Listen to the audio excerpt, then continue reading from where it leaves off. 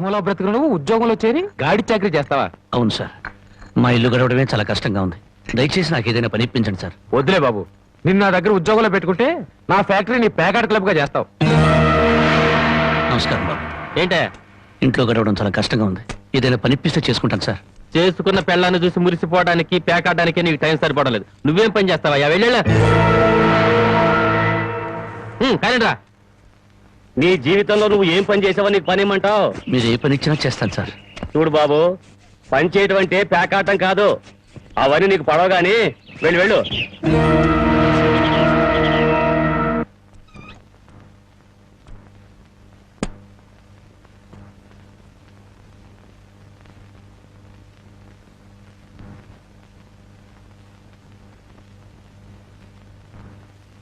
ఏమిటండి అలా ఉన్నారు?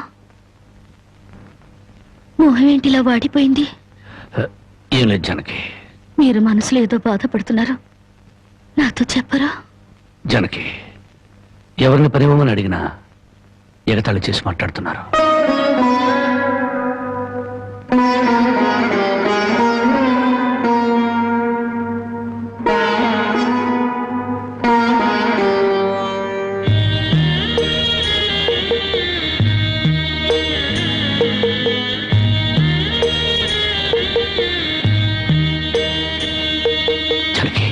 రాజా అలా తలెత్తుకుని తిరిగిన నా భర్త ఎవరి దగ్గర చేతులు కట్టుకుని నిలబడకూడదు.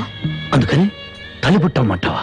అవునండి, మీరు వ్యాపారం చేస్తూ దర్జాగా మా నాన్న ఎదుట, ఊళ్ళో వాళ్ళెదుట తలెత్తుకు తిరగాలి. అందుకే మంగళసూత్రం మంగళప్రదంగా మనకు సహాయపడాలి.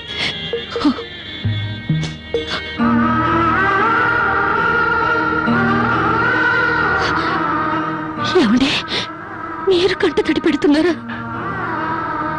కాదు జానకి, కట్టుకున్న దాని పాదాల మీద కన్నీళ్లు పులుచలుతున్నాను. నేను పేదవాణ్ణి కాదు. నువ్వు నా పక్కనున్నంతకాలం, నువ్వు నాతో నడిచినంత కాలం నేను కోటేశ్వరుడే. దేవుళ్లకు భార్యలుగా దేవతలు దొరుకుతారంటారు, కానీ ఈ మనిషికి భార్యగా దేవత దొరికింది. అంత మాట అనకండి, వెళ్ళిరండి. వచ్చేటప్పుడు పాపకి పాల డబ్బా, బామ్మకి మందులు తీసుకురండి.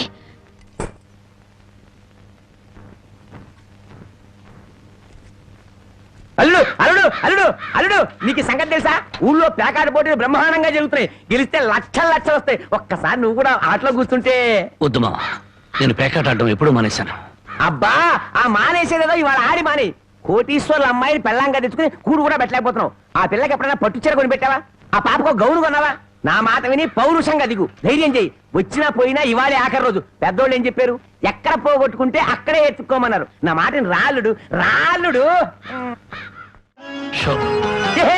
నేను చెప్పలేదు రాళ్ళుడు, ఇవాళ గెలుపు నీదే.